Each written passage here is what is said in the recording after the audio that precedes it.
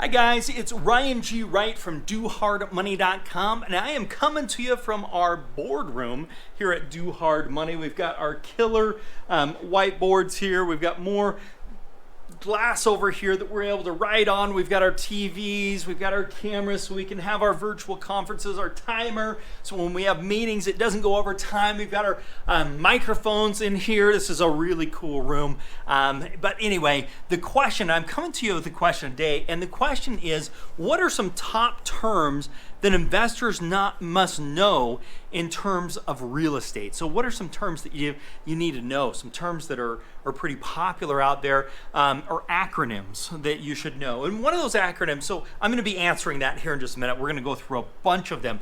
But if you have a question of the day you'd like to have me answer about real estate, about finance, personal finance, real estate investing, wholesaling, whatever the case is, please type it in the comments below.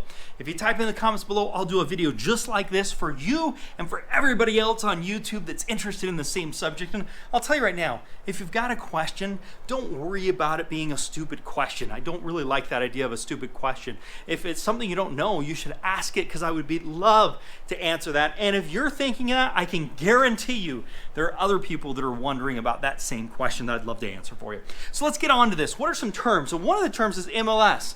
A lot of people don't know this. It stands for Multiple Listing Service. This is the service that real estate agents use to post a property when they're trying to sell that property. And what that does is it allows other agents to share in the commission that that agent gets when that property actually sells. That's MLS. Another one is called cap rate. This is the rate of return that you're actually getting on the property. What the cap rate is on that property is the rate of return that property is getting if there was no financing on it. So you have an idea to compare apples to apples, because the financing that you may get or the financing I may get may be different. Another thing is LTV, which stands for loan to value, which is how much of a loan you'll give me, which is a percentage. If a loan to value is 80% on a $100,000 property, they'd give you a loan for $80,000. So that's how you kind of look at that when we talk about those things. Another thing that people don't really realize is points. What are points? Well, points are what is charged as an origination fee in order for the lender to do the loan. So if a lender says, I'm going to charge you 1 point, if the loan's $100,000, that 1% would be $1,000 would be what a point would be. So those are things you should be looking at. Another thing is appreciation. What is appreciation? Well, appreciation is the amount the property goes up in value over time. So for example, last year, appreciation was 12.2% across the country. Now it's going to be different in every area and every neighborhood, but last year across the country, the average was 12.2%, meaning that if you bought the property the year before for $100,000, it would be worth $112,200 on average. Could be more, could be less, but on average, that's what it'd be worth. It went up 12.2%. That's called appreciation. Let's talk about debt to equity ratio. This typically doesn't apply to us when we're getting a hard money loan, but it will apply to us when we're trying to go get a loan on a property that we want to keep as a rental property. So if we're going to a bank, what the bank's going to say is, hey, how much income do you have? And then they're going to say, how much debt do you have? And they're going to run a ratio of your debt to income. So if I have $5,000 a month of income and $2,500 a month worth of debts, then I'm going to be at a 50% debt to income ratio. That's basically what they're doing there.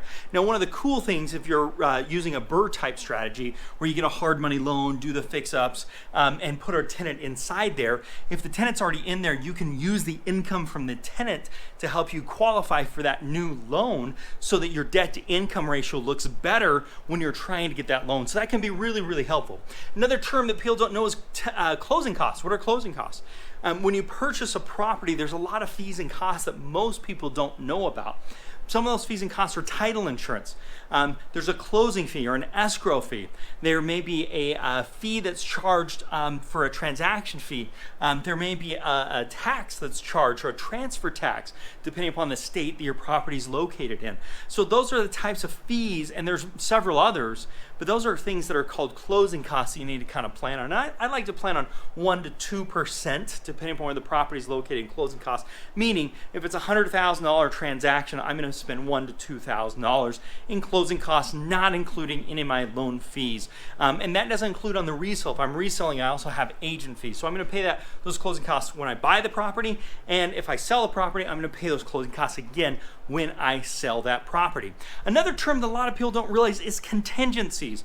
One of the best things you can do when you're putting contracts together is put contingencies if you're a buyer, and we help with a lot of those contingencies. Some of those contingencies are appraisal, due diligence, inspections. It's one of the things, if you're getting started as a real estate investor, you're like, I am scared to death to go make an offer because what if they accept it? Then what?